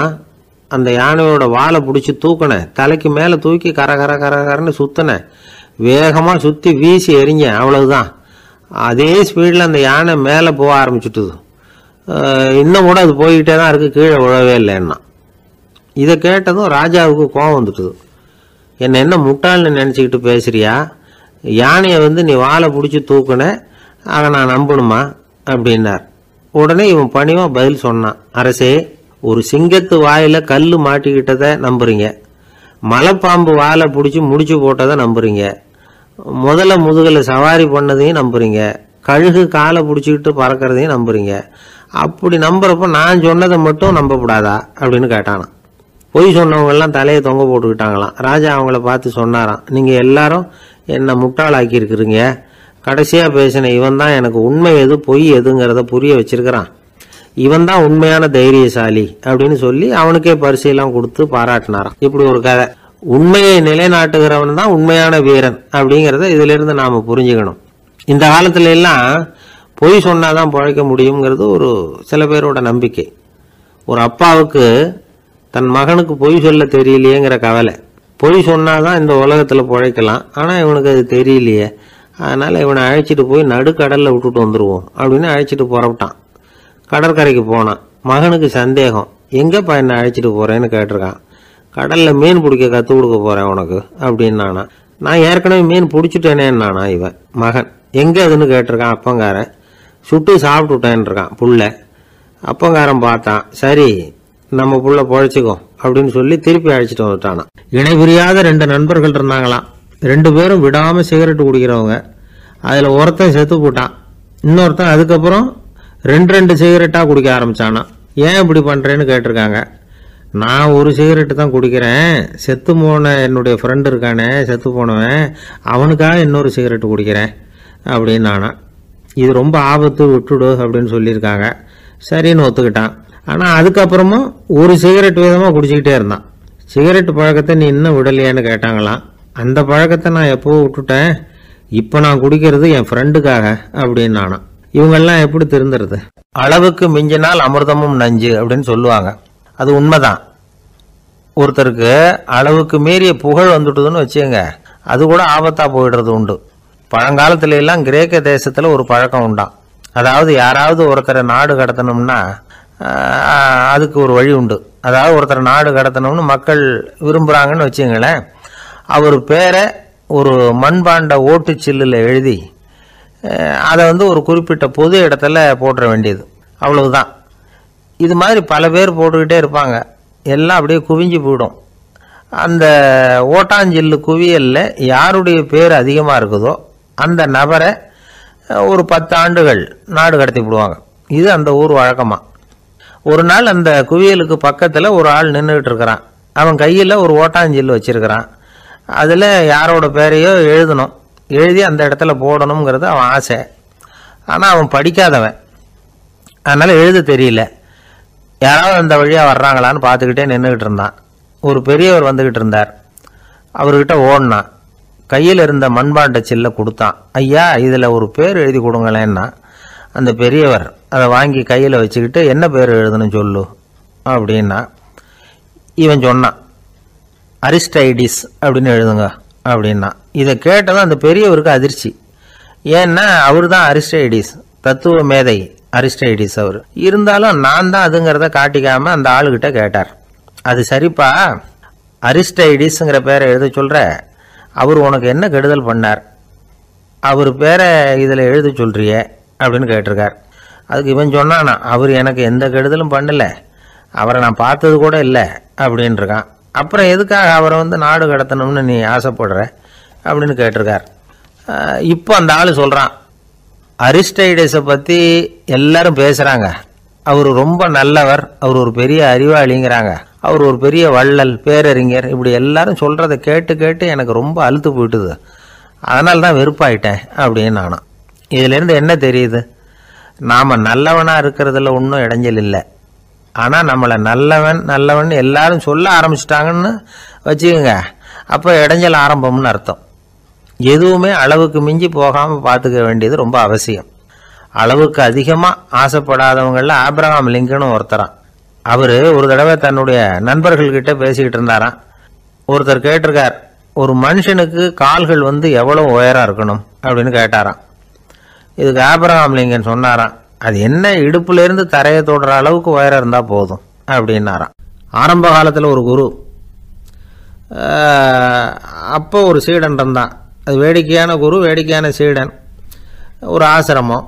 ஒரு நாள் ஒருத்தன் அவசரமாக அந்த குருவை தேடி வந்திருக்கிறான். என்ன விஷயம்னு விசாரித்தார் குரு. உங்கள் சீடர் என்னை அடிச்சுட்டார் அப்படின்னு புகார் பண்ணானா அந்த ஆள். குரு சீடனை கூப்பிட்டார். அடிச்சே அந்த ஆளை அப்படின்னு கேட்டாராம். ஆமான் இருக்கான் சீடன். ஏன் அடிச்சே அப்படின்னு கேட்டாராம். இந்த ஆள் உங்களை பற்றி மட்டமாக பேசிவிட்டான், என்னால் அதை தாங்கிக்க முடியல, அதனால தான் அடிச்சுட்டேன்றான். அப்படி என்ன பேசினா அப்படின்னு கேட்டாராம். உன்னுடைய குருநாதர் இப்போல்லாம் அர்த்தமில்லாமல் பேச ஆரம்பிச்சுட்டார் அப்படின்னு சொல்லிவிட்டான், அதனால தான் அடிச்சுட்டேன் அப்படின்னு நானாம். அதுக்காக அடித்தே அப்படின்னாராம். நான் அதுக்காக அடிக்கலை குருவே, இப்பெல்லாம் நீங்கள் அர்த்தமில்லாமல் பேசுகிறதாக அவன் சொல்கிறான், அப்படின்னா இதுவரைக்கும் நீங்கள் அர்த்தத்தோடு பேசினதாகத்தானே அர்த்தம், அது தப்பு தானே, அதனால தான் அடித்தேன் அப்படின்னு நானாம். ஒரு பெரியவர் உட்கார்ந்துருக்கிறார், அவரை சுற்றி அவருடைய தோழர்கள் உட்கார்ந்துருக்கிறாங்க. ஏதோ ஒரு முக்கியமான செய்தியை அவர் அவங்களுக்கு சொல்லிகிட்டு இருக்கிறார். அவங்களும் ஆர்வமாக கேட்டுக்கிட்டு இருக்கிறாங்க. இந்த சமயத்தில் யாரோ ஒரு ஆள் வேகமாக அங்கே வர்றார். வர்ற வேகத்திலேயே எனக்கு ஏதாவது உதவி செய்யுங்க அப்படின்னு கேட்டுக்கிட்டே வர்றார். கேட்கறது உதவி, ஆனால் குரல் மிரட்டுறது மாதிரி இருக்குது, அதட்டி கேட்கறது மாதிரி இருக்குது. இதை கேட்டது அந்த பெரியவர் ஆத்திரப்படலை, ஆனால் அவரை சுற்றி இருந்தவங்க ஆத்திரப்பட்டாங்க. இதை பெரியவர் கவனித்தார். கொஞ்சம் அமைதியாக இருங்கன்னார். வந்தவரை கூப்பிட்டார், அவருக்கு சில பொருள்களை கொடுத்தார். என்னங்க இப்போ உங்களுக்கு மகிழ்ச்சி தானே அப்படின்னார். அப்படின்னு அலட்சியமாக அவர் சொல்கிறார். நான் உங்களை நல்ல முறையில் நடத்தினேன்னா அப்படின்னு கேட்குறாரு அவர் மறுபடியும். அதெல்லாம் ஒன்றும் இல்லை அப்படின்னு சொல்லி அவர் சொல்லிகிட்டு இருக்கிறாரு. குரலில் கடுமை குறையில. சுற்றி இருந்தவங்களால இதை பொறுத்துக்க முடியல. கோபத்தோடு அவரை நோக்கி நெருங்க ஆரம்பித்தாங்க. பெரியவர் அவங்களையெல்லாம் தடுத்து நிறுத்தினார். வந்தவரை வாங்க என்னோட அப்படின்னு சொல்லி அழைச்சிட்டு போனார். வீட்டுக்கு போனார். அங்கே போனதும் இன்னும் சில பொருள்களை எடுத்து அவர்கிட்ட கொடுத்தார். இப்போ திருப்தி தானே, நான் உங்ககிட்ட நல்ல முறையில் நடந்துக்கிட்டேனா அப்படின்னார். அவர் முகம் இப்போ தான் கொஞ்சம் மலர்ந்தது. ரொம்ப நன்றி, இறைவன் உங்கள் குடும்பத்துக்கு எல்லா நன்மைகளையும் செய்வான் அப்படின்னு சொன்னார். இதே வார்த்தைகளை என்னுடைய தோழர்கள்கிட்டே சொல்லிட்டீங்கன்னா அவங்க கோபம் தணிஞ்சிரும், வர முடியுமான்னார். கண்டிப்பாக வர்றேன் அப்படின்னாரு. மறுநாள் காலையில் அந்த இடத்துக்கு வந்தார். அதே மாதிரி சொல்லிவிட்டு அவர் போயிட்டார். தோழர்கள்லாம் ரொம்ப வியப்போடு பெரியவரை பார்த்தாங்க. அந்த பெரியவர் தான் நபிகள் நாயகம். அவர் சொன்னார், ஒருத்தன் ரொம்ப ஆசையாக ஒரு ஒட்டகத்தை வளர்த்துக்கிட்டு வந்தான். ஒரு நாள் அந்த ஒட்டகம் கயத்தை அறுத்துக்கிட்டு ஓடி போயிட்டுது. அக்கம் பக்கத்தில் இருக்கிறவங்கெல்லாம் அந்த ஒட்டகத்தை பிடிக்கிறதுக்கு முயற்சி பண்ணாங்க. அதை துரத்திக்கிட்டு ஓடினாங்க. ஒட்டகம் தாறுமாறாக ஓட ஆரம்பிச்சுது. இந்த சமயத்தில் ஒட்டகத்தை வளர்த்தவன் அங்கே ஓடி வந்தான். நீங்கள் அதை ஒன்றும் செய்ய வேணாம், விட்டுருங்க, அதோட சுபாவம் எனக்கு நல்லா தெரியும், அதை சுலபமாக என்னோட வழிக்கு கொண்டுட்டு வந்துட முடியும், நான் பார்த்துக்கிறேன், விட்டுருங்கோ அப்படின்னா. எல்லாரும் விலகி போயிட்டாங்க. இவன் என்ன செஞ்சான் தெரியுமா? கொஞ்சம் புல்லை கையில் எடுத்துக்கிட்டு அந்த ஒட்டகத்தை நெருங்கினான். அவ்வளவுதான். அது ஓடி இவன் காலடியில் உட்காந்துக்கிட்டது. செல்லமாக அதை அப்படியே தடவி கொடுத்தான். முதுகில் ஏறி உட்காந்துக்கிட்டான். அது பாட்டுக்கு சாதுவாக நடந்து போகுது. இந்த கதையை நபிகள் நாயகம் தம்முடைய தோழர்களுக்கு சொல்கிறார். ஒட்டகத்தை மட்டும் இல்லை, சில மனிதர்களையும் கூட சில விதத்தில் அணுகி தான் அவர்களை சீர்திருத்த வேண்டியிருக்குது அப்படிங்கிறத அவங்களுக்கு உணர்த்தினார். இது ஒரு அழகான உளவியல் அணுகுமுறை. சில குடும்ப தலைவர்கள் கூட இந்த ஒட்டகம் மாதிரி நடந்துக்கிறது உண்டு, அப்புறம் அடங்கி போகிறதும் உண்டு. ஒரு குடும்ப தலைவர் காலையில் எழுந்திரிச்சதுலேருந்து சத்தம் போட்டு கத்திக்கிட்டு இருப்பார். பக்கத்தில் இருந்தவங்கெல்லாம் ஓடி போய் சமாதானம் பண்ணி பார்த்தாங்க. அவர் ஓயறது மாதிரி தெரியல. கடைசியில் அவர் மனைவி வந்தாங்க. நீங்கள் எல்லாம் விலகி போயிடுங்க, அவர் சுபாவம் எனக்கு தெரியும், நான் பார்த்துக்கிறேன் அப்படின்னாங்க. சரின்னு எல்லாரும் போயிட்டாங்க. சாயந்தரமாக பார்க்குறாங்க, அவர் சத்தம் இல்லாமல் ஒரு மூலையில் உட்காந்துருக்கிறார். ரொம்ப சாதுவா. ஆச்சரியமாக இருந்தது. என்னம்மா பண்ணீங்கன்னு கேட்டாங்க. அது ஒன்றும் இல்லைங்க, ஒரு வேளை சாப்பாட்டை நிறுத்தினேன், பட்னி போட்டேன், அவ்வளவுதான் அப்படின்னாங்க அந்த அம்மா. ஒரு ஜென் துறவி, அவருக்கு ரொம்ப வயசாயிட்டுது, கடைசி காலம். நண்பர்களெல்லாம் கூப்பிட்டார். நண்பர்களே, நான் வித்தியாசமான முறையில் சாகணும்னு ஆசைப்படுறேன், அதுக்கு ஏதாவது யோசனை சொல்லுங்களேன் அப்படின்னு கேட்டாராம். நண்பர்கள் சிரித்தாங்க. என்ன பேச்சு பேசுகிறீங்க, சாவறதுங்கிறது என்ன விளையாட்டுத்தனமான காரியமா அப்படின்னு கேட்டிருக்காங்க. அந்த துறவி கொஞ்ச நேரம் யோசனை பண்ணார். அப்புறம் கேட்டாராம், இது வரைக்கும் யாராவது நடந்துக்கிட்டே இறந்துருக்குறாங்களா அப்படின்னாராம். எல்லாரும் இல்லைன்னாங்களாம். ஒருத்தர் மட்டும் சொல்லியிருக்கார், அப்படியும் ஒருத்தர் இறந்துருக்கிறதாக ஒரு கதையில் படிச்சிருக்கிறேன், ஒரு ஞானியால் தான் அப்படியெல்லாம் செய்ய முடியும் அப்படின்னு அவர் சொன்னாராம். சரி, அப்படின்னா அந்த முறை நமக்கு வேணாம், நின்றுக்கிட்டே யாராவது உயிரை விட்டுருக்காங்களா அப்படின்னு விசாரிச்சாராம். அப்படியும் ஒருத்தர் இறந்துருக்கிறார் அப்படின்னாங்களாம். மறுபடியும் அந்த துறவி யோசனை பண்ணியிருக்கிறார், ஏதாவது வித்தியாசமான முறையில் நாம் போகணும் அப்படிங்கிறது அவருடைய விருப்பம். மனிதன் எப்படி வாழ்கிறானோ அப்படி இறப்பது தான் நல்லது. சரி, யாராவது தலைகீழாக யோகம் செய்யும் நிலையில் இறந்துருக்கிறாங்களா அப்படின்னு விசாரித்தாராம். நண்பர்கள் சிரித்தாங்க. தலைகீழாக நின்னபடி இறந்ததாக நாங்கள் கேள்விப்பட்டதே இல்லை, அது முடியாத காரியம் அப்படின்ட்டுருக்காங்க. இப்போ அந்த துறவிக்கு திடீர்னு உற்சாகம் வந்துட்டுது. உடனே எழுந்திரிச்சார், தலைகீழாக நின்னார், அப்படியே உயிரை விட்டுட்டார். அவ்வளோதான். அந்த மடாலயத்தில் ஒரே குழப்பம். எப்படி அவரை கீழே இறக்கி படுக்க வைக்கிறது அப்படின்னு புரியல. இப்படி உயிர் விடுறதை பற்றி அவங்க இதுவரைக்கும் கேள்விப்பட்டதும் இல்லை. உண்மையிலேயே இவர் இறந்து தான் போனாராங்கிறதும் தெரியல. சோதித்து பார்த்தாங்க. இதய துடிப்பு, நாடி துடிப்பு எல்லாம் நின்று போயிருந்தது. இவர் எப்பவும் இப்படி தான், என்ன பண்ணுறது இப்போது அப்படின்னு சொல்லி எல்லாரும் குழம்பிக்கிட்டு இருக்கிற சமயத்தில் ஒரு பெரியவர் யோசனை சொன்னார். இந்த துறவியோட மூத்த சகோதரி பக்கத்து மடாலயத்தில் இருக்கிறாங்க, அவங்கள இங்கே அழைச்சிட்டு வந்தால் ஏதாவது வழி கிடைக்கும் அப்படின்னார். அந்த அம்மாவுக்கு 90 வயசு. அழைச்சிட்டு வந்தாங்க. ஒரு குச்சியை ஊன்றிக்கிட்டு அப்படியே மெதுவாக நடந்து வந்தாங்க. தம்பி தலைகீழாக நின்று உயிர் விட்டு இறக்கிறத பார்த்தாங்க. தம்பின்னு கூப்பிட்டு பார்த்தாங்க, ஒன்றும் காணும். உடனே என்ன பண்ணாங்க, தன்னுடைய கைத்தடியால் தம்பியோட உடலை ஒரு தட்டு தட்டினாங்க. ஏப்பா, சாகிறப்பவும் உன்னுடைய குறும்புத்தனத்தை விடலையா? இப்படியாடா சாகிறது, ஒழுங்காக செத்து தொலை அப்படின்னாங்களாம். அவ்வளவுதான். உடனே அந்த துறவி திரும்பி நேராக நின்னார். அக்கா கோவப்படாத, நான் ஒழுங்காக சாகிறேன், எப்படி செத்தா என்ன, எல்லாம் எனக்கு ஒன்று தான் அப்படின்னு சொல்லிவிட்டு அப்படியே தரையில் படுத்து உயிரை விட்டாராம். அதுக்கப்புறம் அந்த அம்மா கோலை கையில் எடுத்துக்கிட்டு அப்படியே திரும்பி கூட பார்க்காம அவங்க பாட்டுக்கு போயிட்டாங்களாம். மரணத்தை ஒரு விளையாட்டாக ஆக்கிய அந்த துறவிக்கு வாழ்க்கையே ஒரு விளையாட்டாக தான் இருந்திருக்குது. எந்த நோக்கமும் இல்லாமல் செயல்படுறதுன்னா என்னங்கிறதும் அவருக்கு தெரிஞ்சிருக்குது. பயனை எதிர்பார்க்காம பணி செய்து வாழ்ந்து மறைந்த மகான் அவர். தம்முடைய தொழிலை விளையாட்டு போல செய்ய தெரிஞ்சவருக்கு வாழ்க்கையே ஒரு விளையாட்டாக மாறிடும். எல்லாமே விளையாட்டாகி விடுகிற போது மரணமும் விளையாட்டாகிவிடும் அப்படிங்கிறது தான் அந்த தத்துவம். ஆனால் அதுக்கு முன்னாடி உங்களுக்குள்ளே இருக்கிற உண்மையான நடிகனை நீங்கள் அடையாளம் கண்டுபிடிக்கணும். நீங்கள் நடிக்க வேண்டியதே இல்லை, நீங்கள் ஏற்கனவே நடிச்சுக்கிட்டு தான் இருக்கிறீங்க. நீங்கள் இந்த உண்மையை தெரிஞ்சுக்கணும், அவ்வளவுதான். இதுதான் ஞானிகளுடைய கருத்து.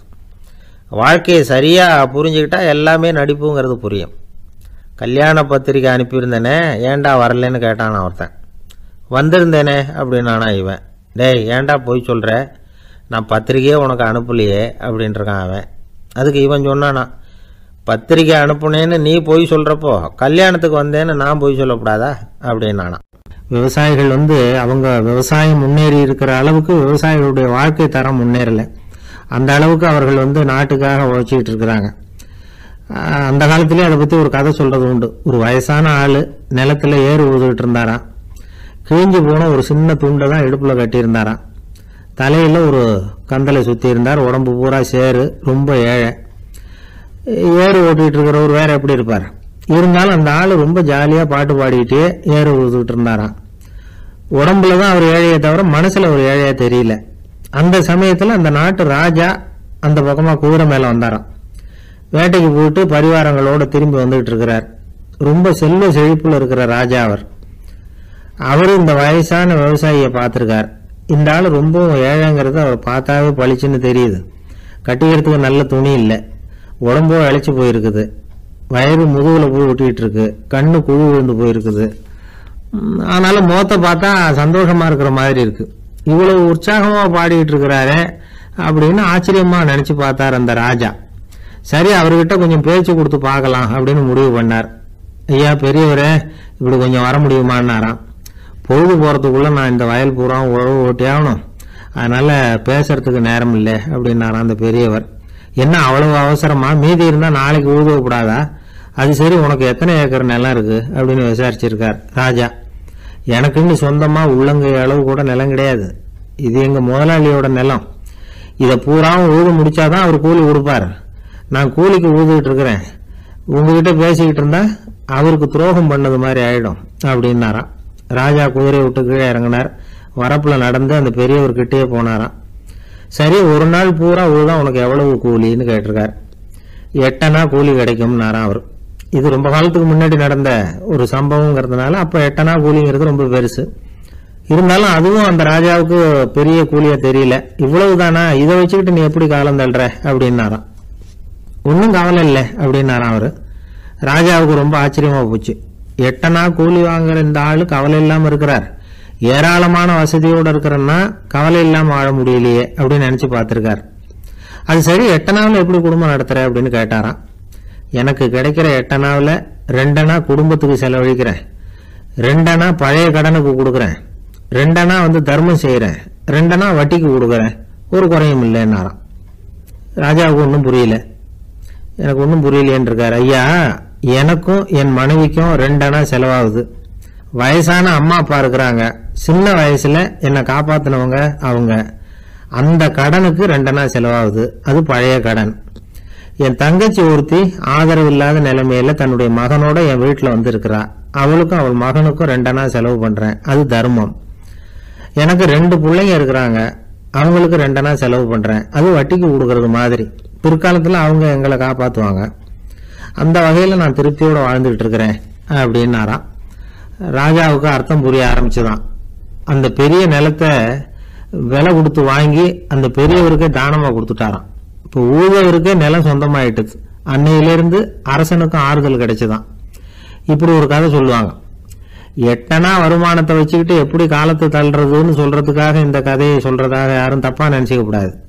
கிடைக்கிறத எப்படி பங்கு போடுறார், எப்படி திருப்தியா வாழறார் அப்படிங்கிறது தான் முக்கியம். அது மாதிரி இன்றைக்கு இந்த பொங்கல் திருநாள்ல உழவர்கள் மனசு மகிழ்ச்சியா இருந்ததுன்னா அது எல்லாரும் மகிழ்ச்சியா இருக்கிறது மாதிரி அர்த்தம். அதனால அவர்கள்ட்ட இருந்து நாம பாடம் கத்துக்கணும். சில உழவர்கள் தங்கள் நிலத்துல விளையறத தாங்கள் சாப்பிட மாட்டாங்க, அடுத்தவங்கள்ட்ட வித்துட்டு சந்தையில போய் வேற அரிசி வாங்கிட்டு வந்துதான் இவங்க சாப்பிடுவாங்க. அப்படிப்பட்ட விவசாயிகள்லாம் இது உண்டு. பங்கிடுகிற பண்பை உழவர்கள்ட்ட இருந்து கற்றுக்கொள்ளுங்கள் அப்படிம்பாங்க. ஒரு ஆள் நிம்மதியா மகிழ்ச்சியா இருந்தானா, உங்க நிம்மதிக்கும் மகிழ்ச்சிக்கும் என்ன காரணம்னு கேட்டிருக்காரு இன்னொருத்தர். என்கிட்ட இருந்தது பூராவையும் என் பிள்ளைங்களுக்கு சமமா பங்கு போட்டு கொடுத்துட்டேன், எனக்குன்னு எதுவுமே வச்சுக்கல, அதுதான் நிம்மதிக்கு காரணம்னு இருக்கான். உங்ககிட்ட இருந்தது எவ்வளவு இருந்தது அப்படின்னு கேட்டிருக்காரு அவரு. மொத்தமா ஒரு 50,000 ரூபாய் இருக்கும் அப்படின்னு இருக்கான். அவ்வளவும் பணமாவே இருந்ததா அப்படின்னு கேட்டிருக்காங்க அவங்க. இல்லைங்க, அவ்வளவும் கடன், அதை தான் பிரிச்சு கொடுத்துருக்கேன் பிள்ளைங்க கிட்ட அப்படின்னு நானும். அவன் நம்பிக்கை இல்லைன்னா இந்த உலகத்தில் நாம் நடமாடவே முடியாது. அவநம்பிக்கையோடு இருந்துக்கிட்டு இருந்தால் என்றைக்கும் அவஸ்தை தான். நாம் நம்புறது நடக்குதோ இல்லையோ அது வேற விஷயம். ஆனால் எதையும் நம்பி தான் நாம் அடி வைக்க வேண்டியிருக்கு. வேற ஒன்றும் வேணாம், ஒரு லாட்ரி சீட்டு வாங்குகிறோம், அது எங்கே நமக்கு விழப்போகுது அப்படிங்கிற அவநம்பிக்கையோடவா வாங்குகிறோம். பரிசு நமக்கு தான் அப்படிங்கிற நம்பிக்கை உள்ளூர இருக்கிறதுனால தான் அதை வாங்குகிறோம். இருந்தாலும் முடிவு வேறு மாதிரி ஆகிடுது, அதுக்காக மனசு சோர்ந்து போகிறதில்ல, அடுத்த மாதமும் சீட்டு வாங்குகிறோம். இந்த நம்பிக்கை தான் மனித வாழ்க்கைக்கு ஆதாரம். ஒரு கடையில் போய் டீ சாப்பிட்றீங்க, அந்த டீ நல்ல டீ தானா, அதில் விஷம் கலந்துருக்குமா அப்படிங்கிற சந்தேகம் வந்துட்டுதுன்னு வச்சுங்க. அதுக்கப்புறம் அதை எப்படி நீங்கள் சாப்பிட முடியும்? நம்பி தான் சாப்பிட்ணும். ரயில் ஒழுங்காக போய் சேருங்கிற நம்பிக்கை இருக்கிறதுனால தான் அதில் ஏறி உட்காடுறோம். லெட்டர் ஒழுங்காக போய் சேருங்கிற நம்பிக்கை இருக்கிறதுனால தான் பெட்டியில் போடுறோம். சரி, நம்ம கதையெல்லாம் நம்மளோட இருக்கட்டும். மனித நம்பிக்கை எந்த அளவுக்கு உறுதியாகவும் அறிவுபூர்வமாகவும் இருக்கணுங்கிறதுக்கு அலெக்சாண்டர் வாழ்க்கையில் நடந்த ஒரு சம்பவத்தை உதாரணமாக சொல்லலாம். இந்த உலகத்தையே ஜெயிக்கணும்னு புறப்பட்டார் அலெக்சாண்டர். ஒரு கட்டத்தில் அவர் சிட்னஸ் நதி கரைக்கு சேர்ந்தார். அந்த சமயத்தில் அவருக்கு கடுமையான நோய் வந்துட்டுது. அவர் கூடவே வந்திருந்த கிரேக்க வைத்தியர்கள் என்னென்னமோ முயற்சியெல்லாம் பண்ணி பார்த்தாங்க. இருந்தாலும் அலெக்சாண்டருக்கு வந்திருக்கிறது என்ன நோய்ங்கிறத அவங்களால கண்டுபிடிக்க முடியல. ஏன்னா அந்த பகுதியில் உள்ளவங்களுக்கு மட்டுமே அதிகமாக வரக்கூடிய ஒரு வினோதமான நோயாக இருந்தது அது. ஆனால் அவர் இருக்கிற இடம் எதிரியோட இடம், பாரசீக மன்னனோட ஆளுகைக்கு உட்பட்ட இடம். என்ன பண்ணுறது அப்படின்னு எல்லாரும் யோசனை பண்ணாங்க. பாரசீக மன்னனோட அரண்மனையில் இருக்கிற வைத்தியர் வந்தால் இந்த நோயை குணப்படுத்தி விடுவார் அப்படின்னு சொன்னாங்க. இருந்தாலும் எதிரியோட நாட்டில் இருக்கிற வைத்தியரை கூப்பிட்டு எப்படி நம்பி வைத்தியம் பார்க்க சொல்கிறது அப்படின்னு சொல்லி எல்லாரும் தயங்கினாங்க. ஆனால் அலெக்சாண்டர் தயங்கலை. பரவாயில்ல, அழைச்சிட்டு வாங்கன்னு விட்டார்.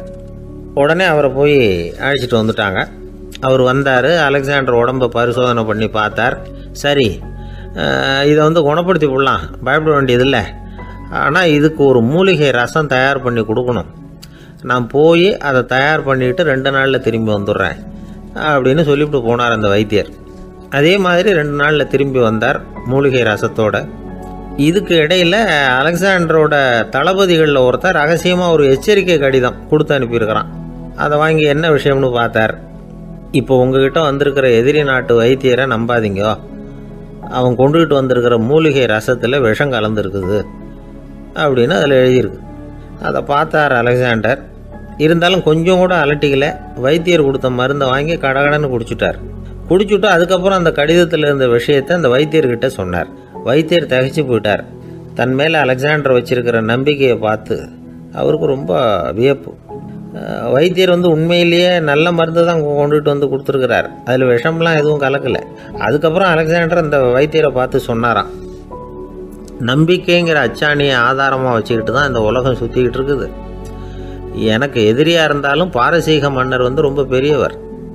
அப்பேற்பட்ட மன்னருடைய அரண்மனை வைத்தியர் தொழில் நேர்மை இல்லாதவராக இருக்க மாட்டார். அப்படி இருந்தால் அவரை அரண்மனை வைத்தியராக வச்சிருக்கவே மாட்டாங்க அப்படின்னு நம்பினேன். என்னுடைய நம்பிக்கை வீண் போகலை அப்படின்னாராம். இதுதான் மானுட நம்பிக்கைங்கிறது. இந்த காலத்துலேயும் இது மாதிரி இந்த மானுட நம்பிக்கையை ரொம்பவும் சாமர்த்தியமாக கையாளுகிற கெட்டிக்காரங்க சில பேர் இருக்கிறாங்க. இந்த காலத்து குரு, அவருக்கு ஒரு சிஷ்யன். குரு முன்னாடி அந்த சிஷ்யன் ரொம்ப பணிவாக நின்று, குருவே உங்கள் கையால் விஷத்தை கொடுத்தாலும் அதை வாங்கி மடமடன்னு குடிச்சிருவேன் அப்படின்னா. உன்னுடைய குரு பக்தியை மெச்சினேன் அப்படின்னார் குரு. அதுக்கு அந்த சிஷ்யன், அப்படி இல்லை குருவே, உங்ககிட்ட சிஷ்யனாக இருக்கிறத விட உங்கள் கையால் விஷத்தை வாங்கி குடிச்சு விடுறது ரொம்ப நல்லது, அதனால தான் அப்படி சொன்னேன் அப்படின்னா. ரொம்ப நாளைக்கு முன்னாடி ஒரு நாள் கோவலன் நாடகம் நடந்தது. எங்கள் மதுரையில் நடந்தது. அதில் ஒரு முக்கியமான கட்டம். கண்ணகி கிட்ட சிலம்பை வாங்கிக்கிட்டு அதை விற்கிறதுக்காக மதுரை நகருக்கு புறப்படுறான் கோவலன். அந்த சமயத்தில் கண்ணகி பாடுற மாதிரி ஒரு நாடக பாடல் நாடக ஆசிரியர் எழுதினது. அது என்ன பாட்டுன்னா, மா பாவியோர் கூடி வாழும் மதுரைக்கு மன்னா போகாதீர் என்று அப்படின்னு ஆரம்பிக்கும் அந்த பாட்டு. இதுதான் அந்த பாட்டு. இதை கண்ணகி மேடையில் பாடின உடனே கூட்டத்தில் சலசலப்பு. நம்ம ஊர்லேயே நமக்கு முன்னாடியே நின்றுக்கிட்டு மா பாவியோர் கூடி வாழும் மதுரை அப்படின்னு சொல்கிறாங்களே, என்ன தைரியம் அப்படின்னு எல்லாம் குழப்பம் பண்ண ஆரம்பிச்சிட்டாங்க. மக்கள் சத்தம் போட ஆரம்பிச்சிட்டாங்க. எதிர்ப்பு குரல் அது பாட்டுக்கு வர அதிகமாக போட்டுது. கொண்டுக்கிட்டு வா அந்த நாடக ஆசிரியரை, எழுதுனது யார் அப்படின்னு ஒரே சத்தம், கூச்சல். வேறு வழி இல்லை. மெதுவாக மேடைக்கு வந்தார் அந்த நாடக ஆசிரியர். 4 பக்கத்திலிருந்தும் கேள்வி கணைகள். மக்களை பார்த்து கொஞ்சம் அமைதியாக இருங்கோ அப்படின்னு சொல்லிவிட்டு தன்னுடைய விளக்கத்தை சொல்ல ஆரம்பித்தார் அந்த நாடக ஆசிரியர். மா அப்படின்னு சொன்னால் திருமகளாகிய லட்சுமி அப்படின்னு அர்த்தம். பா அப்படின்னா கலைமகளாகிய சரஸ்வதி. வி அப்படின்னா மலைமகளாகிய பார்வதி. மா பாவியோர் அப்படின்னா திருமகளும் கலைமகளும் மலைமகளும், இவங்க மூவரும் அப்படின்னு அர்த்தம். இந்த 3 பேரும் வாழ்கின்ற மதுரை புனிதம் நிறைந்தது, சகல செல்வங்களும் நிறைஞ்சது. அப்படிப்பட்ட ஊரில் நான் அணிந்து கொள்ளும் இந்த சாதாரண சிலம்பை யார் வாங்கிக்குவாங்க அப்படிங்கிற எண்ணத்தோடு தான் கண்ணகி அப்படி சொல்கிறா. அதை நினச்சி தான் நான் எழுதினேன். ஆகவே மதுரையை ரொம்ப சிரமப்படுத்தணும், ரொம்ப மோசமாக எழுதணும் அப்படிங்கிற எண்ணம்லாம் எனக்கு கிடையாது. பெருமைப்படுத்தணும்னு நினச்சி தான் அப்படி எழுதினேன் அப்படின்னு விளக்கம் கொடுத்தாராம். இந்த விளக்கத்தை கேட்டதும் எல்லாரும் ரொம்ப சமாதானம் ஆயிட்டாங்களாம். இப்படி விளக்கம் கொடுத்த அந்த நாடக ஆசிரியர் யார் தெரியுமா? அவர் தான் தமிழ் நாடக உலகின் முதல் ஆசான் சங்கரதாஸ் சுவாமிகள். அவருக்கு நகைச்சுவை உணர்வும் அதிகம்.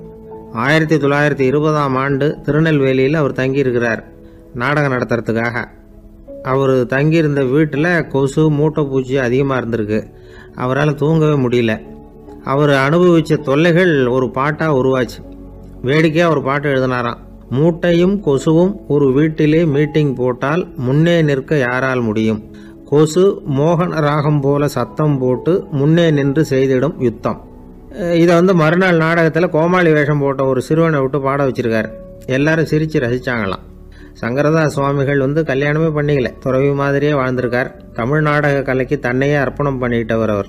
1922 நவம்பர் மாதத்தில் ஒரு நாள் புதுச்சேரியில் அவர் வாழ்க்கை முடிஞ்சுது. அப்போ அவருக்கு வயசு 55. சங்கரதாஸ் சுவாமிகள் நாடக ஆசிரியர் மட்டும் இல்லை, மேடை நாடக இயக்குனர், தயாரிப்பாளர். அவரே ஒரு சிறந்த நடிகர். ஒரு தடவை சாவித்திரி நாடகத்தில் இவர் யமதர்மனா வேஷம் போட்டு நடிச்சிருக்கிறார். நாடகம் பார்த்துக்கிட்டு இருந்த கருவுற்ற ஒரு பெண்மணிக்கு பயத்தினால அங்கேயே குழந்தை பிறந்துட்டு தான். அந்த நிகழ்ச்சிக்கு அப்புறம் இவர் இந்த வேஷம் போடுறப்போலாம்